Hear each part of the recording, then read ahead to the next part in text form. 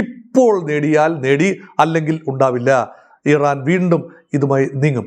അതുകൊണ്ട് ഒരിക്കലും ഇറാന് ആണവമായി നുവർന്നു നിൽക്കാൻ കഴിയാത്ത രീതിയിലുള്ള പ്രഹരം അമേരിക്ക ഒരുപക്ഷെ ഇറാന് കൈകൊടുത്ത്. ട്രംപ് കച്ചവടക്കാരനല്ലേ? ട്രംപിന് സുരക്ഷാ ഭീഷണിയൊന്നുമില്ലല്ലോ. അമേരിക്കയ്ക്ക് ഇറാനിൽ നിന്ന് എന്ത് ഭീഷണിയാണുള്ളത്? അമേരിക്ക പൂർണ്ണമായി ഇസ്രയേലിന്റെ താല്പര്യങ്ങൾ ഇപ്പോൾ അവസാന ഘട്ടത്തിൽ സംരക്ഷിക്കുന്നില്ല. ഇറാന്റെ ആണവ കേന്ദ്രങ്ങൾ തകർക്കുന്നതുൾപ്പെടെയുള്ള നടപടികൾ പൂർത്തിയാക്കാതെ യുദ്ധം അവസാനിപ്പിക്കില്ല എന്ന കർശന നിലപാടിലാണ് ഇപ്പോൾ ഇസ്രായേൽ പ്രധാനമന്ത്രി ബെഞ്ചമിൻ നെതന്യാഹു. എന്നാൽ ഇറാൻ ശത്രുക്കൾക്ക് മുന്നിൽ കീഴടങ്ങില്ല എന്നും തങ്ങളുടെ ദേശീയ താല്പര്യങ്ങൾ ഏത് സാഹചര്യത്തിലും സംരക്ഷിക്കുമെന്നുമാണ് പ്രസിഡന്റ് മസൂദ് പെസഷ്കിയാനും വ്യക്തമാക്കിയിരിക്കുന്നത്. ഇതോടൊപ്പം അമേരിക്ക ആക്രമിച്ചാൽ ശക്തമായി തിരിച്ചടിക്കാൻ ഇറാൻ സേനയ്ക്ക് മുജ്തബ ഖമനേയി അനുമതി കൊടുത്തു എന്ന വാർത്തകളും വരുന്നുണ്ട്. ആശങ്കയിലാണോ കാര്യങ്ങൾ? എങ്ങോട്ടാണ് ഈ യുദ്ധത്തിന്റെ പോക്ക്?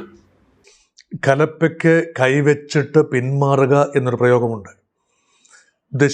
ഉദ്ദേശിക്കുന്നത് ഇറാന്റെ ന്യൂക്ലിയർ കേപ്പബിലിറ്റീസ്, ആണവ സാങ്കേതികവിദ്യ, ആണവ സജ്ജീകരണങ്ങൾ, സമ്പുഷ്ടീകരിച്ച യുറേനിയം, ആണവ സെൻട്രിഫ്യൂഗുകൾ എന്ന് വേണ്ട ഇതെല്ലാം തന്നെ പൂർണ്ണമായി തങ്ങളുടെ വരുതിയിലാക്കി നിയന്ത്രിച്ച് ഒന്നുകിൽ നശിപ്പിക്കുക, അല്ലെങ്കിൽ നിയന്ത്രിക്കുക, അല്ലെങ്കിൽ കൈവശപ്പെടുത്തുക.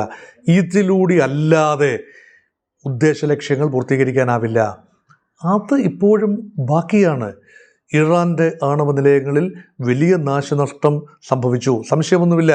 2025 ജൂൺ മാസത്തെ ആക്രമണത്തിലും ഇപ്പോൾ ഫെബ്രുവരി 28 തുടങ്ങിയ മാർച്ച് മുഴുവൻ നീണ്ടുനിന്ന, ഏപ്രിൽ വെടിനിർത്തൽ വരെ നീണ്ടുനിന്ന ആ ഒരു യുദ്ധത്തിൽ, 40 ദിവസം നീണ്ടുനിന്ന യുദ്ധത്തിലും വലിയ പൗണ്ടിംഗ് ആണ്.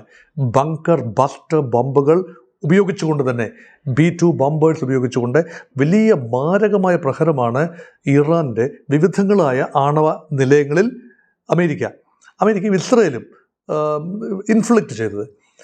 ഇപ്പോൾ അമേരിക്ക പറയുന്നു സമാധാന ആകാം. അതിനുള്ള പ്രക്രിയയാണ്. അതിനുള്ള ഇറാൻ മുന്നോട്ട് വെച്ച നിബന്ധനകളിൽ തട്ടിയാണ് ഇപ്പോൾ ഒരു കരാറിൽ അമാന്തം സംഭവിക്കുന്നത്. കരാറിൽ ഇപ്പോഴും എത്തുന്നില്ല, പക്ഷേ എത്തി നിൽക്കുമെന്ന് തന്നെയാണ് പ്രതീക്ഷ. പക്ഷേ ഇസ്രയേൽ അങ്ങനെ അല്ലല്ലോ. ഇസ്രയേലിനെ സംബന്ധിച്ചിടത്തോളം complete destruction, decimation, obliteration of the nuclear facilities of Iran, ഇത് ആത്യന്തിക ലക്ഷ്യമാണ്. ഇസ്രായേൽ നേരത്തെ ഒരു ലക്ഷ്യം വെച്ചു, ഹമാസിൻ്റെ സമ്പൂർണമായ ഒരു എലിമിനേഷൻ. ആ ലക്ഷ്യം നടന്നിട്ടില്ല, പൂർണ്ണമായി നടന്നിട്ടില്ല, ഭാഗികമായി നടന്നു. ഇപ്പോഴും ഗാസയിൽ ഹമാസിൻ്റെ സാന്നിധ്യം ഉണ്ട്. ബെഞ്ചമിൻ നെതന്യാഹുവിന് എത്ര മാർക്ക് കൊടുക്കാൻ പറ്റും അവിടെ? ഇവിടെ ഇറാന് നേരെ ആക്രമണം നടത്തിയത് ഇപ്രാവശ്യം നൗ ഓർ നെവർ, ഇപ്പോൾ നേടിയാൽ നേടി, അല്ലെങ്കിൽ ഉണ്ടാവില്ല. ഇറാൻ വീണ്ടും ഇതുമായി നീങ്ങും. അതുകൊണ്ട് ഒരിക്കലും ഇറാന് ആണവമായി നുവർന്നു നിൽക്കാൻ കഴിയാത്ത രീതിയിലുള്ള പ്രഹരം അതിപ്പോഴും സാധിച്ചിട്ടില്ല. അപ്പോൾ ഇസ്രയേൽ ഇപ്പോൾ മാറി ചിന്തിക്കുന്നു. അമേരിക്ക ഒരുപക്ഷെ ഇറാന് കൈകൊടുത്ത്. ട്രംപ് കച്ചവടക്കാരനല്ലേ? ട്രംപിന് സുരക്ഷാ ഭീഷണിയൊന്നുമില്ലല്ലോ. അമേരിക്കയ്ക്ക് ഇറാനിൽ നിന്ന് എന്ത് ഭീഷണിയാണുള്ളത്? അമേരിക്കൻ കേന്ദ്രങ്ങൾക്ക് നേരെയാണ്. അത് ഈ വിഷയം തീർന്നു കഴിഞ്ഞാൽ ഇറാൻ പിന്നെ ആക്രമിക്കാനൊന്നും പോവില്ല. ഇസ്രയേൽ അങ്ങനെയല്ല. എക്കാലത്തും ഇറാനിൽ നിന്നുള്ള ആണവ ഭീഷണി, മറ്റ് ഭീഷണികളൊക്കെ അയൺ ഡോം കൊണ്ട് ചേർക്കാം. പക്ഷേ ആണവ ഭീഷണി ഉണ്ടായാൽ അയൺ ഡോം പോരാതെ വന്നേക്കാം. ഇസ്രയേൽ എന്ന രാജ്യം തന്നെ ഭൂമുഖത്ത് നിന്ന് അസ്തമിച്ചു പോയേക്കാം. അവിടെയാണ് കണ്ടിന്യൂവസ് പുഷ്, റിലന്റ്ലെസ് സ്ട്രൈക്ക് എന്ന ഇസ്രയേലിൻ്റെ പോളിസി. ഇപ്പോൾ ഇസ്രയേൽ പുതിയൊരു തീരുമാനം കൂടി എടുത്തിരിക്കുന്നു. ഒരു വർഷം $3.8 ബില്യൺ ആണ് ഇസ്രയേലിന് അമേരിക്ക സഹായമായി നൽകുന്നത്. അത് മിക്കതും സൈനിക സഹായമാണ്. എക്യുപ്മെൻ്റ് രൂപത്തിലും പണത്തിൻ്റെ രൂപത്തിലും എല്ലാം തന്നെ അമേരിക്ക സഹായിക്കുന്നു. ഇത്രയും കാലം അത് തുടർന്നു. ഏറ്റവും ലേറ്റസ്റ്റ് ഫിഗറാണ് $3.8 ബില്യൺ ഹെൽപ്പ് ടു ഇസ്രയേൽ. അത് ഇസ്രയേൽ ഇപ്പോൾ വേണ്ട എന്ന് വെക്കുന്ന തീരുമാനമെടുത്തിരിക്കുന്നു. ഞങ്ങളുടെ കാര്യം നോക്കിക്കൊള്ളാം, ആഭ്യന്തരമായി വിഭവ സമാഹരണം നടത്താം. ഓപ്ഷൻ നമ്പർ 1, അറബ് രാജ്യങ്ങളുമായി സൗഹൃദത്തിലൂടെ തങ്ങൾ വേണ്ട പണം എത്തിച്ചെടുത്തോളാം, അമേരിക്ക സഹായിക്കേണ്ട. പക്ഷേ ഞങ്ങൾക്ക് സ്വാതന്ത്ര്യം വേണം, ഇറാനെ ആക്രമിക്കാൻ തങ്ങൾക്ക് സ്വാതന്ത്ര്യം വേണം എന്ന് അമേരിക്കയോട് ആവശ്യപ്പെട്ടിരിക്കുകയാണ് ബെഞ്ചമിൻ നെതന്യാഹു. ഇത് 18ാമത്തെ അടവാണ്. അതും കഴിഞ്ഞുള്ള പൂഴിക്കടവൻ എന്ന അടവാണ് എന്ന രീതിയിലാണ് ഇപ്പോൾ നിഗമനം. കാരണം അമേരിക്ക പൂർണ്ണമായി ഇസ്രയേലിൻ്റെ താല്പര്യങ്ങൾ ഇപ്പോൾ അവസാന ഘട്ടത്തിൽ സംരക്ഷിക്കുന്നില്ല. അതായത് ഇസ്രായേൽ പറഞ്ഞ് പൂർണ്ണമായി ഇറാനെ അങ്ങ് നശിപ്പിച്ചേക്കുക, ഇറാൻ്റെ ആണവ നിരീക്ഷണങ്ങൾ ഒരു പൊടി പോലും വെച്ചേക്കരുത്. കരാർ എത്തിക്കഴിഞ്ഞാൽ ഇറാൻ്റെ സമ്പുഷ്ടീകരിച്ച ആണവ ഇന്ധനം എങ്ങോട്ടെങ്കിലും മാറ്റുക, യുറേനിയം 235 എങ്ങോട്ടെങ്കിലും മാറ്റുക, അപ്പോഴത് അവിടെ നിലനിൽക്കും. ഇറാൻ സമ്പുഷ്ടീകരണം തുടരാം ചെറിയ തോതിൽ തുടർന്നാൽ സാങ്കേതികവിദ്യ അവരുടെ കയ്യിലുണ്ടല്ലോ, അതും നശിപ്പിക്കാനാവില്ലല്ലോ. സാങ്കേതികവിദ്യ എങ്ങനെ നശിപ്പിക്കാനാവുക? അതുകൊണ്ടുണ്ടാക്കിയെടുത്ത ഉപകരണങ്ങൾ നശിപ്പിക്കാം, അതുകൊണ്ടുണ്ടാക്കിയെടുത്ത സമ്പുഷ്ടീകരിച്ച യുറേനിയം നശിപ്പിക്കാം, അല്ലെങ്കിൽ മാറ്റാം. പക്ഷേ സാങ്കേതികവിദ്യ ഉള്ളിടത്തോളം കാലം ഒരു ആണവ ഫെസിലിറ്റിയും ഉപരിതലത്തിലോ അണ്ടർഗ്രൗണ്ടിലോ കാണരുത്. ഇത് ഇസ്രായേലിൻ്റെ പോളിസിയാണ്. അത് നടപ്പാകുന്ന ലക്ഷണമില്ല. അതുകൊണ്ടാണ് എന്നാൽ പിന്നെ അമേരിക്കയിൽ നിന്നും പൈസ ഒന്നും വാങ്ങുന്നില്ല എങ്കിൽ താങ്കൾക്ക് സ്വതന്ത്രമായി ആക്രമിക്കാൻ അനുവാദമുണ്ടാകും, അവകാശമുണ്ടാകും. ഇസ്രായേൽ ഇപ്പോൾ പറയുന്നത് എങ്ങനെയാണ്?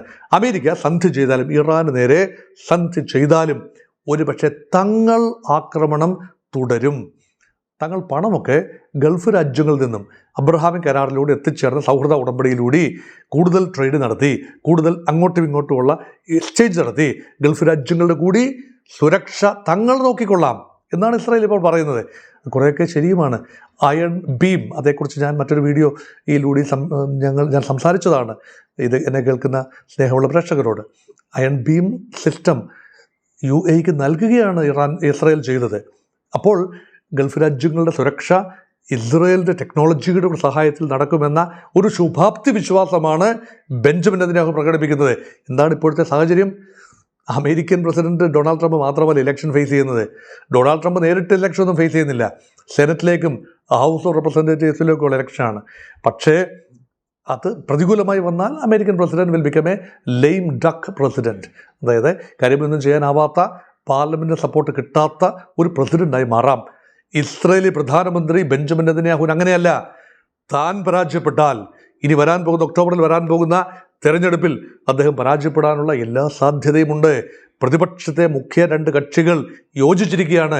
വോട്ടുകൾ ചിതറിപ്പോകാതെ ലിക്വിഡ് പാർട്ടിക്കെതിരെ ഇവരെല്ലാം അണിനിരന്നാൽ ഒരുപക്ഷെ ബെഞ്ചമിൻ നെതന്യാഹുവിൻ്റെ രാഷ്ട്രീയ ഭാവി തുലാസിലാവും, കട്ടപ്പുകയാകും.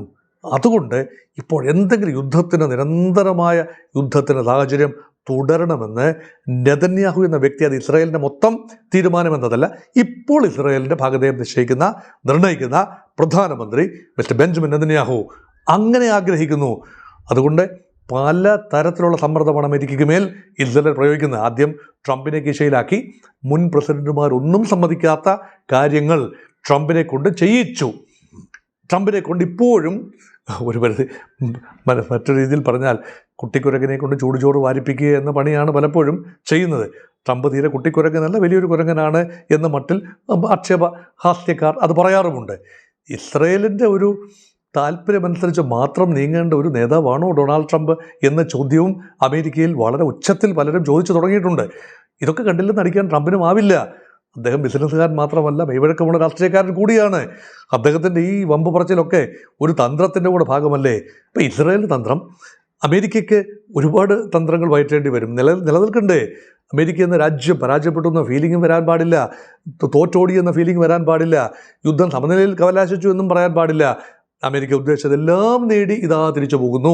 കരാർ ഒപ്പിട്ട് ഇറാനെ കൊണ്ട് വരച്ച വരയിൽ ഗൺ പോയിന്റിൽ കരാർ ഒപ്പിടിപ്പിച്ചിട്ട് തങ്ങൾ പിന്മാറി എന്ന് അമേരിക്കയ്ക്ക് പറയേണ്ടതുണ്ട്. ഇതിനൊക്കെ സാഹചര്യം ഉണ്ടാകണമെങ്കിൽ ഇസ്രായേൽ ഒന്ന് അടങ്ങിയേ പറ്റൂ. അതിന് സാധിക്കുന്നില്ല എന്നതാണ് ഇപ്പോൾ വന്നിരിക്കുന്ന ഈ റിപ്പോർട്ടുകൾ. പ്രത്യേകിച്ച് അമേരിക്കൻ സൈനിക സഹായം, അമേരിക്കയുടെ സാമ്പത്തിക സഹായം ഇസ്രായേലിന് വേണ്ട എന്ന് പറയാനാവും. ഈ പറഞ്ഞ വാക്കിൽ ഉറച്ചു നിൽക്കാൻ കഴിയുമോ ഇസ്രായേലിന്? നമുക്കറിയില്ല. അതുകൊണ്ട് സങ്കീർണത തുടരുന്നു. ആക്രമണ സജ്ജരായി ഇസ്രായേൽ നിൽക്കുന്നു. അമേരിക്കയുടെയും വാർ എഫേർട്സ് കംപ്ലീറ്റ് ആണ്, ആക്രമണ സജ്ജത തന്നെയാണ്. അതുകൊണ്ട് യുദ്ധം പൊട്ടിപ്പുറപ്പെട്ടേക്കാം, അല്ലെങ്കിൽ അമേരിക്ക കരാറിലൊപ്പിട്ട് പിന്മാറിയാൽ ഇസ്രായേൽ മാത്രമായി ശേഷിച്ച ടാർഗറ്റുകൾ ഇറാൻ നശിപ്പിക്കാൻ സന്നദ്ധമായേക്കാം. അങ്ങനെയെങ്കിലും ഇറാൻ തിരിച്ചടിക്കുന്നത് ഇസ്രായേൽ നേരെ മാത്രമായിരിക്കില്ല, അമേരിക്കൻ സേനാതാവളങ്ങളിലേക്കാണ്. അപ്പോൾ പിന്നെ അമേരിക്കയ്ക്ക് വീണ്ടും യുദ്ധത്തിലേക്ക് പ്രവേശിക്കാതിരിക്കാൻ കഴിയില്ലല്ലോ. ഇതൊക്കെയായിരിക്കാം മൂശയിൽ ഉരുത്തിരിയുന്ന പദ്ധതികൾ. നമുക്ക് കാത്തിരുന്ന് കാണാം.